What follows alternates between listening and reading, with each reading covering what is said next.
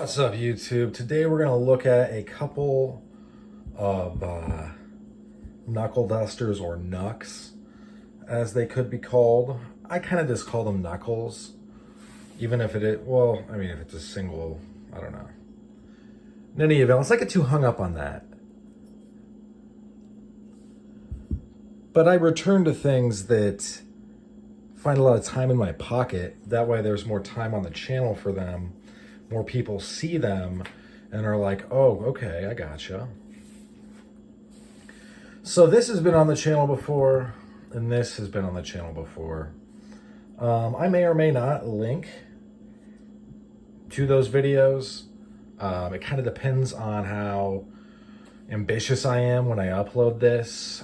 Believe it or not, I do other things besides upload videos onto YouTube. So sometimes I kind of put it off. I've put off like SEOing the last 15 videos. So it's amazing I'm still gaining subs. But here's the deal.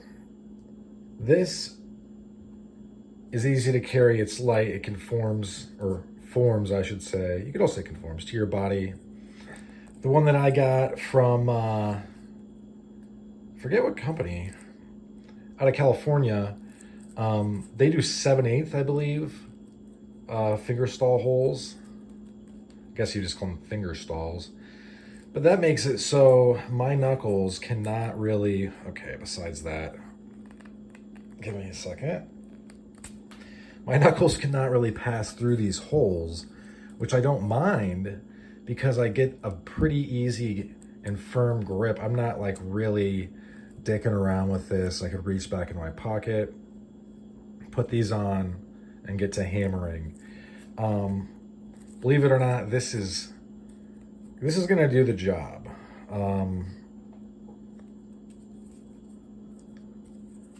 I mean, if I were to punch you with this, it would fuck you up. Like you'd be hurting, you'd be in trouble. So obviously this is like a little bit more, I won't say passive, but it's less scary, let's put it that way. Legal in Canada, legal in California, legal across much of the United States. You're gonna have to check your local laws. Also be aware the police aren't gonna know what's going on, because police, as far as I'm concerned, are kind of lazy. They're kind of bums, right? Like they're not going to go out and be like, oh, I should learn all the laws since I'm a law enforcement person.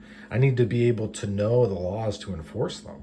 That's not how they see it. They kind of look at themselves as some sort of small deity whose main purpose in life is to write tickets for small amounts of money.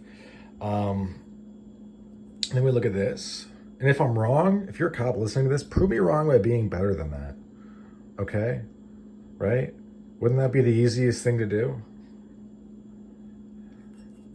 So this is a little more scary.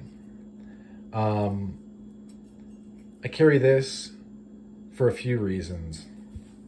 This is replaceable first and foremost. Prideful Hides comes to mind. There's like I forget the one I got this from. I'll link it down below, maybe. But this is from Milspin. They do a good job getting stuff out the door pretty quick, easy to communicate with, pretty funny. Their website is pretty funny. They really embrace the corniness of hating communism post-McCarthy era, after the US has basically eradicated communism from the Western world and most of the Eastern world and a lot of the third world or developing world, if I were to be PC. So the reason I like this a lot, one, it's replaceable. Milspin will probably be running for a while. If this gets confiscated or lost, I can hit them up and get another. But there's more than that. It's more than that. First of all, I like the braceless paddle-like nature.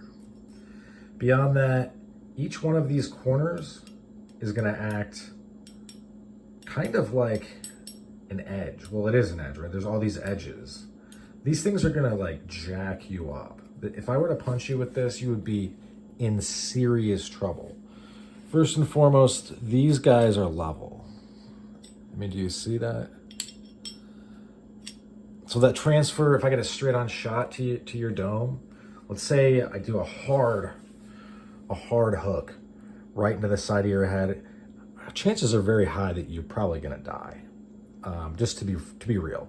And I've been open on this channel about how you should not punch anybody with brass knuckles at all ever for no reason except to save your own life. But I would encourage people to think about where you're punching someone, how much force you're using. You should also have like a really, really good reason to apply lethal force. Obviously, you could hammer strike. This also allows for that. You have a point right here. So if you do have to clothesline somebody or whatever karate, kung fu that would be called, and then you've got this giant swell over here that's gonna, I mean, both of these things are ergonomic, they're smart, they're well made, they're literally punching devices, they're easy to use, and yeah, I mean, to me, that's a win for EDC. Do I have nicer knuckles, that are cooler? Yeah, I guess. But if I were to lose those, I would be sad. It'd be like if you were to lose a case knife versus a GEC knife. Both of those things would bum you out. But I mean, one of those things, like the GEC, like some of those knives are unobtainium, like they're gone into the vaults of collectors. So you're going to have a hard time getting new ones. I really like these. I really, really do. I think they're great. These are, I believe, 1-inch finger stalls. They may or may not fit you. I got a buddy who they don't fit. He can get his fingers on, but not off. They put it that way.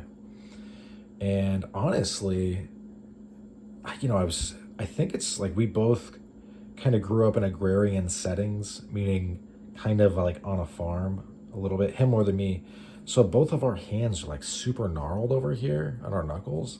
I think it has to do with carrying bales, not necessarily just of hay, but like other stuff too, where you're putting your knuckles underneath like weird stressors and they're responding accordingly, basically.